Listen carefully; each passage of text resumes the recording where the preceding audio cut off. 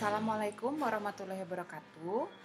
Video ini adalah video penjelasan PowerPoint mata kuliah farmakoepidemiologi dengan bahan kajian metode kajian farmakoekonomi bagian 1 yang dipresentasikan oleh saya, Valentina Meta Srikartika.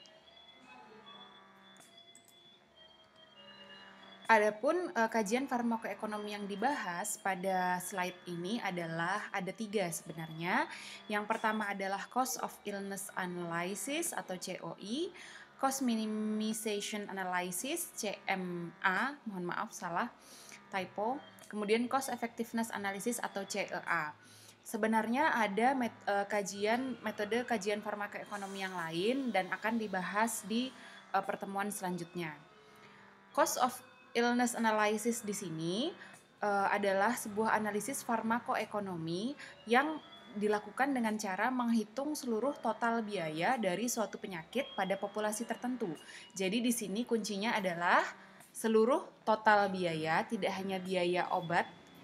Kemudian dari suatu penyakit tertentu, jadi penyakitnya satu jenis dan pada populasi tertentu atau pada tempat tertentu. Kemudian Cost Minimization Analysis atau CMA membandingkan dua intervensi yang memiliki efektivitas setara. Nah, mungkin adik-adik mahasiswa telah dijelaskan tentang introduction atau pendahuluan tentang CMA ini oleh Bu Okta.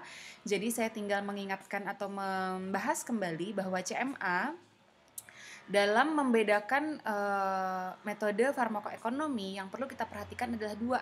Yang pertama adalah biaya, yang kedua adalah outcome.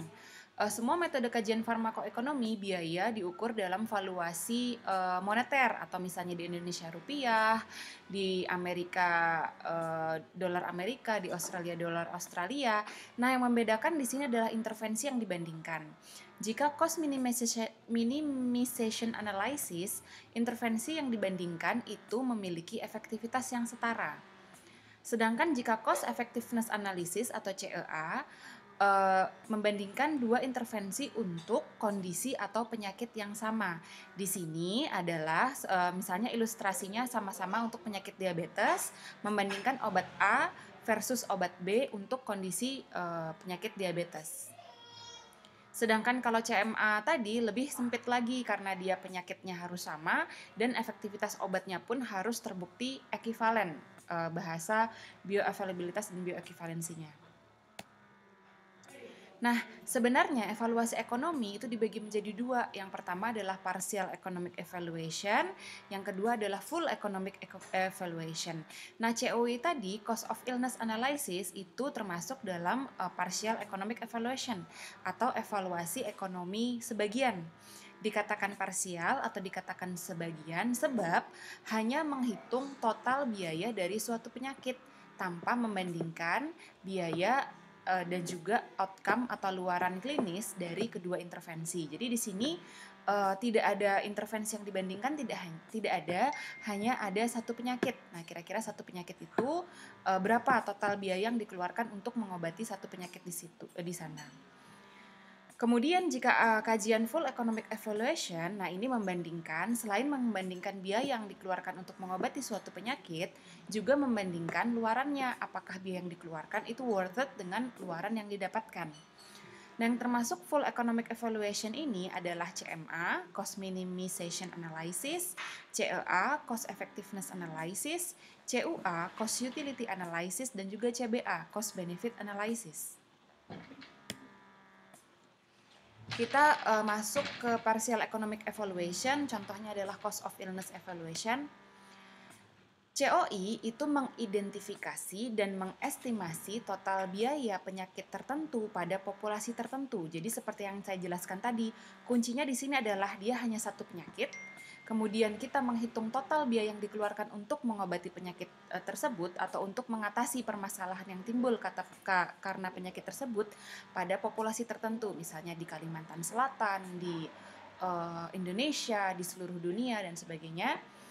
Nah, Perhitungan COI ini lebih dipakai untuk menentukan burden of illness, beban penyakit pada populasi. Jadi biasanya seorang epidemiologis itu menceritakan burden of illness, beban dari suatu penyakit itu tidak hanya dari angka kejadian. Misalnya, contohnya hipertensi di Kalimantan Selatan itu prevalensikanlah misalnya.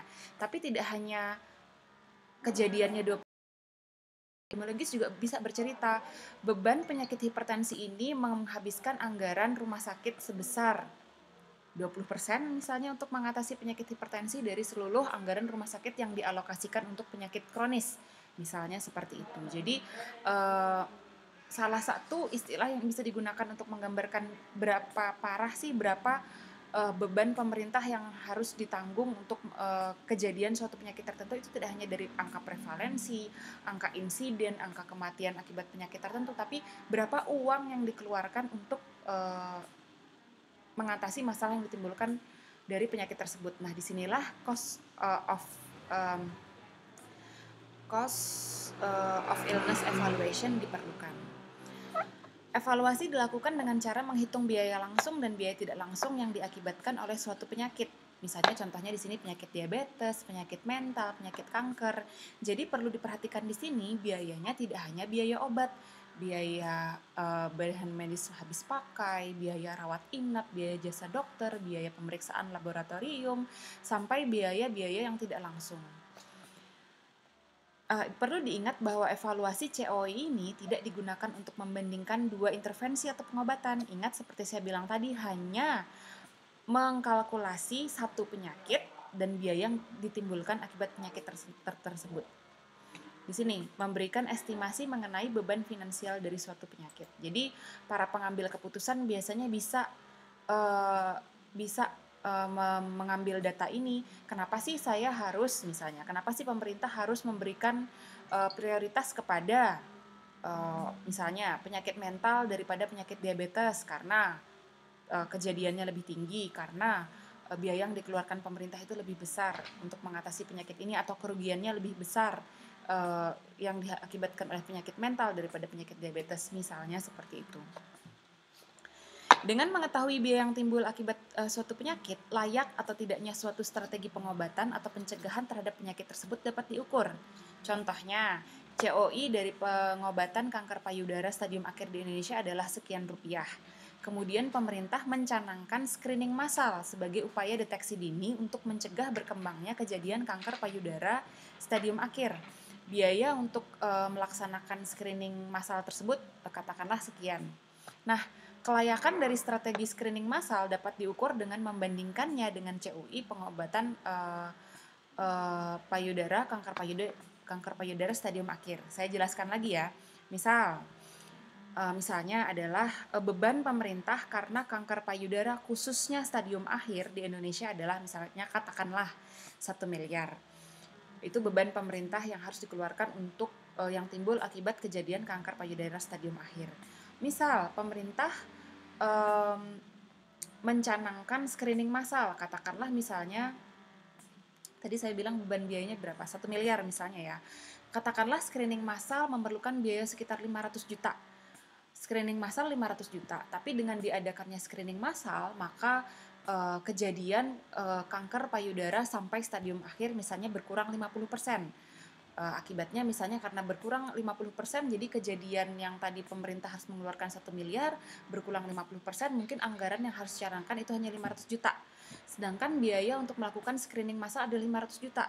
Kita mengeluarkan biaya 500 juta untuk mencegah kejadian yang sebesar 500 juta. Nah, seperti itu yang bisa diambil oleh pemerintah sebagai dasar untuk pengambilan keputusan.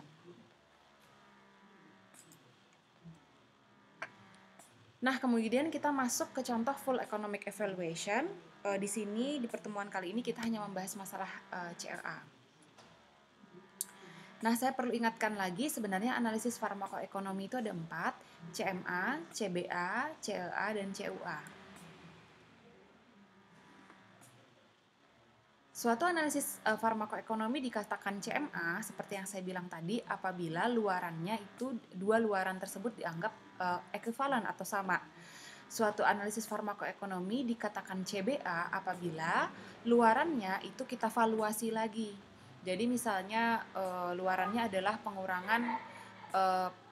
pengurangan insiden, pengurangan kematian. Nah, pengurangan kejadian kematian itu divaluasi secara moneter, dinilai secara uang itu berapa kira-kira. Kemudian kalau CEA itu adalah outcome yang diukur dari dua intervensi itu sama, diukurnya pada natural unitnya. Contohnya misalnya berapa sih persen kesembuhan, berapa tahun bertambah karena suatu pengobatan, berapa tekanan darah terkontrol akibat suatu pengobatan. Nah, itu masuknya CEA. Jadi CEA itu membandingkan dua pengobatan untuk satu penyakit yang sama dengan pengukuran luaran yang sama. Sama-sama diukur tekanan darahnya, sama-sama diukur misalnya HbA1c pada penyakit diabetes. Jadi CLA itu tidak bisa membandingkan yang satu obat untuk hipertensi, yang satu obat untuk diabetes, tidak bisa. Karena hipertensi mengukurnya tekanan darah, diabetes mengukurnya HbA1c. Jadi yang harus misalnya dibandingkan itu sama-sama yang harus unitnya sama, misalnya sama-sama diukur tekanan darahnya, sama-sama diukur HbA1c-nya. Itu masuk ke CLA. Sedangkan kalau CUA itu adalah cost utility analysis, luaran yang diukur itu adalah utilitas. Kalau dalam hal ini biasanya diukur kualitas hidup pasien. Atau di sini quality adjusted life years atau kali, untuk lebih jelasnya nanti akan dijelaskan di pertemuan selanjutnya.